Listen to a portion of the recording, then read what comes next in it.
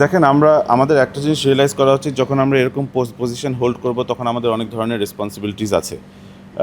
যখন আমি মিডিয়াতে যে একটা কথা বলবো, সেটা খালি তামিম ইকবাল না, যদি প্রাইম মিনিস্টারের সামনে যেও বলা লাগে, আমার সেই সাহস থাকা উচিত।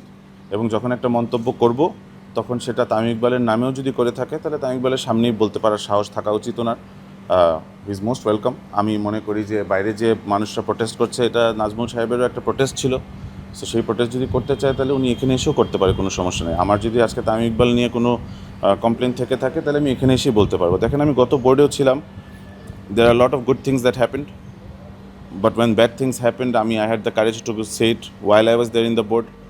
আজকে যদি এই বোর্ডও কোনো ভুল করে থাকে, সেই সাহসও আমার হওয়া উচিত সেটাকে ক্রিটিসাইজ করার। এবং আমি এই বোর্ডকে ওয়েলকাম করি, যেই এসে থাকুক না কেন। আমি খালি একটা জিনিসই বলবো, ক্রিকেট কামস ফার্স্ট। দেখেন, নতুন গভর্নমেন্ট এসেছে, তারা সবসময় বলে Bangladesh comes first. So we are serving the nation in some way, in maybe in a small scale, but আমরা মনে করি যে আমাদের অনেক বড় রেসপন্সিবিলিটি আছে এই ক্রিকেটকে সার্ভ করা।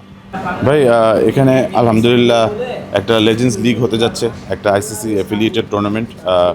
আমাদের কোম্পানি এইস ইজ আলহামদুলিল্লাহ পার্ট অফ দিস। আমরা একসাথে ইংল্যান্ডে খেলতে যাব, will see legends play together. এবং দেখেন, এখানে ক্রিকেট সবচেয়ে বড়। বিসিবিতে কেন, যেখানে ক্রিকেটের জন্য যাওয়া লাগবে, আমি আমার পজিশন আছে কি না এগুলো চিন্তা করি না। আমার কাছে মনে হয় যে বাংলাদেশ ক্রিকেটকে এগিয়ে নেওয়া যাওয়া important, and that is Y I am here. আসলে আমরা একটা প্রশ্ন ছিল সেটা থেকে যে অনেকে মানে বিভিন্ন সূত্রে মানে আছে না, সংবাদদাতার কাছে বিভিন্ন শুনছে যে আজকে আপনি বিসিবিতে আসবেন, আপনার ফ্যাসিলিটিস ডিপার্টমেন্ট আপনি বুঝিয়ে যাচ্ছেন মানে বিসিবিতে, ইজ ইট রাইট? জি, দেখেন, আমি আলহামদুলিল্লাহ I was blessed two be a facilities chairman. আমি ইলেকশন করে এসেছিলাম, and I was given the responsibility of facilities. আমি যতটুকু চেষ্টা করেছি বাংলাদেশ ক্রিকেট বোর্ডের হয়ে কাজ করতে এবং ফ্যাসিলিটিসকে ইমপ্রুভ করতে। বাট এটাও পার্ট অফ মাই রেসপন্সিবিলিটি যে এটাও মেনে নিতে হবে যে আমরা এখানে we are not permanent. There might be situations যেখানে আপনার সরে দাঁড়াতে হবে, বাট সরে দাঁড়াতে হলেই যে আমার বিরোধিতা করতে হবে এটা কোনো ইম্পর্টেন্ট না। তামিম ইকবাল, দ্য প্রেসিডেন্ট, উনি ফ্যাসিলিটিস চেয়ারম্যান হয়েছেন। সো আমার রেসপন্সিবিলিটি যে আমি কতটুকু কাজ করেছি তাকে বুঝিয়ে দেওয়া, কী কী কাজ পেন্ডিং আছে সেটাও বুঝিয়ে যাওয়া।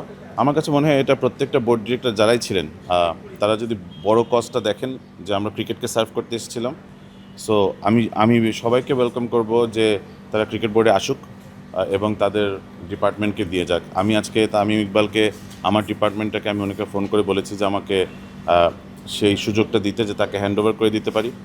সেভাবে করে নাজমুল ভাইও যদি ইশরাফিল ভাইকে বুঝাই দেয় তাহলে ভালো, উনি যদি এসে বুঝাই দিতে পারে তাহলে ইম্পর্টেন্ট। আপনি তো বলছেন নিশ্চয়ই এখানে এটাও বলছেন যে ইফদের যদি কোয়েরি, আমার যদি কোনো কোয়েরি, বিকজ আপনার ব্যাপারে নাজমুল সাহেব অনেক ভালো ভালো কথা বলছেন, যদি কোনো কিছু কোয়েরি থাকে সেগুলো তো আমি ইউ আর অ্যাভেলেবল ফর মানে আনসারিং দোজ কোয়েরি। অ্যাবসলিউটলি। দেখেন, আমি বাংলাদেশ ক্রিকেটকে সার্ভ করতে এসেছিলাম।